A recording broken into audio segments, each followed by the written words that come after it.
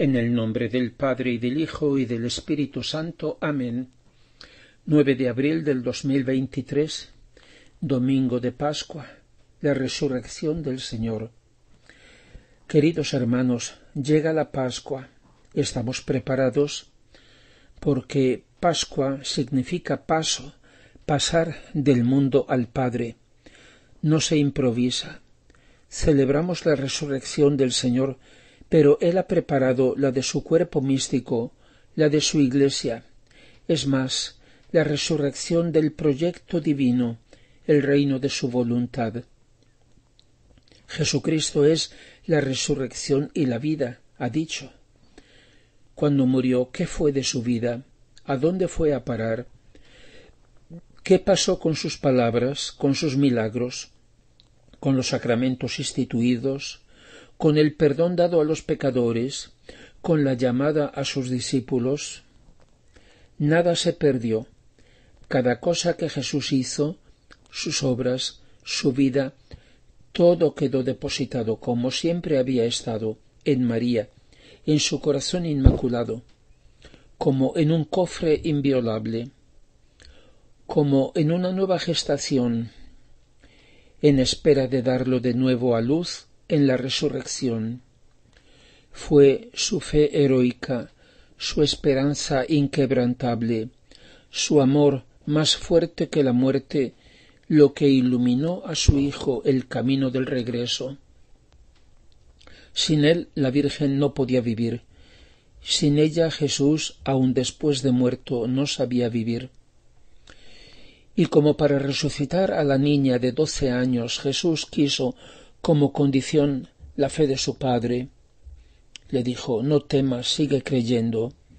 O como para resucitar a su amigo Lázaro, quiso como punto de apoyo la fe de alguien, la fe de su hermana María Magdalena, mientras que Marta, la otra hermana, vacilaba y tuvo que decirle: ¿no te he dicho que si crees verás la gloria de Dios?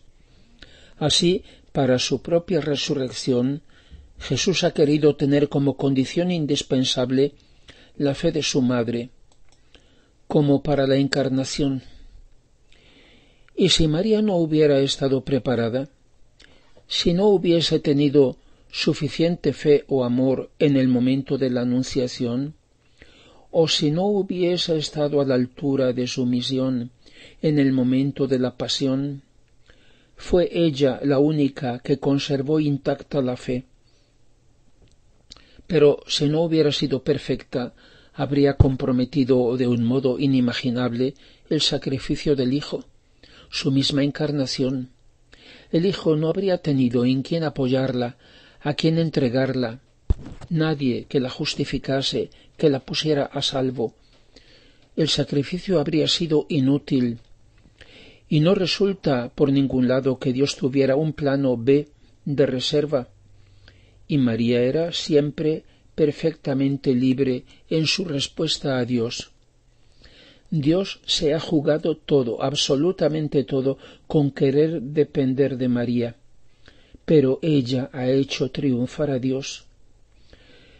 Los evangelistas no cuentan el momento de la resurrección, sino sólo las diferentes apariciones de Jesús resucitado a sus discípulos, a las piadosas mujeres, etc.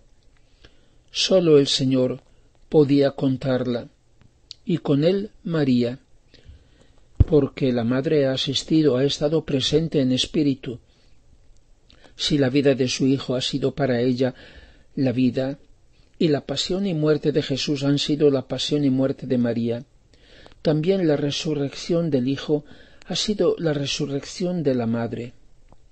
Es más, ella no ha tenido una presencia pasiva, sino activa, como en todo lo demás, por ser suya, por gracia, la misma voluntad divina. Fue enteramente obra de Dios, de las tres divinas personas, pero fue también, así lo ha querido Dios, obra de su Madre, mediante su fe, esperanza y amor. Madre de la resurrección. Mis queridos hermanos, les anuncio una gran alegría, les anuncio la gran buena noticia. Cristo ha resucitado. Pues, muy bien, enhorabuena a Él. ¿Y nosotros qué? De poco, de nada sirve que el Señor haya resucitado si en nosotros no cambia nada. Si su resurrección no llega a ser nuestra resurrección, no se puede reducir a un eslogan.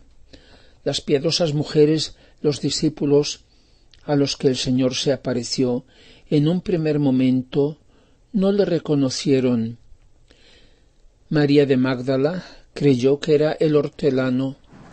Los discípulos de Emaús creyeron que era un peregrino que después de las fiestas volvía a su pueblo. Los apóstoles que pescaban no se dieron cuenta de que era él el que allí en la playa los llamaba. Sus ojos aún no eran capaces de reconocerle. Era necesario tener ojos nuevos, ojos resucitados, para poder ver a Jesús como lo que Él es, para poder ver a Dios. La resurrección de Cristo se debía extender enseguida a los suyos, a su Iglesia, como una verdadera transformación, como una nueva creación. Todas las gentes debían ver a Jesús por lo que Él es, el resucitado, a través de sus discípulos resucitados, primero en el alma y luego, al final de la historia, también en el cuerpo. Se necesitaban los testigos creíbles. La gran buena noticia tenía necesidad de evangelistas y de evangelizadores. La obra de Dios exige coprotagonistas, a nosotros, a su Iglesia. Las obras de Dios exigen colaboración humana porque son obras de amor y el amor exige reciprocidad. Pero no era suficiente predicar la resurrección de Cristo si no se anunciaba que la barrera del pecado que separa al hombre de Dios había sido derribada, si no se mostraba que sobre el abismo de nuestra miseria había sido puesto el puente de la misericordia. Esos discípulos, testigos de la resurrección, debían mostrar la divina misericordia, derramarla sobre los hombres tras haberla recibido ellos los primeros. Fue necesario que se convencieran de su propia miseria para experimentar y aprender la misericordia, y así abrir los corazones a la esperanza. La misericordia es el puente que nos une a la resurrección del Señor. Después de 2000 años, en el año 2020, la Iglesia no ha celebrado públicamente la Pascua, la resurrección del Señor. Como hace 2000 años, el Señor la ha celebrado Él solo, como cuando resucitó, un signo. Ha llegado el tiempo en que, en vez de las celebraciones externas litúrgicas, el Señor quiere celebrar su misterio pascual, pasar de este mundo al Padre, su resurrección en nosotros, en espíritu y verdad. Por eso la resurrección de Jesús en nosotros no puede ser una fórmula ni una palabra vacía. Ha de ser una realidad muy concreta, en la medida que se trasplanta en nosotros la vida entera del Señor. Si sus pensamientos resucitan en nuestra mente, si sus palabras y sus enseñanzas tienen vida en nosotros, si su corazón palpita en el nuestro, etc. Si su voluntad divina llena todo nuestro ser y nuestra vida, como ha llenado su adorable humanidad. Porque la primera palabra de Jesús cuando vino al mundo fue la misma que proclamó en el acto de su resurrección: «Heme aquí, oh Padre, que vengo para hacer tu voluntad», para hacer realidad en mí a tu eterna voluntad. Esa es la fuente de todo en Dios, la fuente de su vida, de todo bien y felicidad. Es la que ha dado de nuevo a Jesús la vida y el reino. Es la única que puede dárnosla a nosotros. Felicitar la Pascua es desear la vida, el triunfo y el reino de la divina voluntad en nosotros. Así que les felicito una santa y feliz Pascua de Resurrección. Gloria al Padre y al Hijo y al Espíritu Santo, como era en el principio, ahora y siempre, y por los siglos de los siglos. Amén.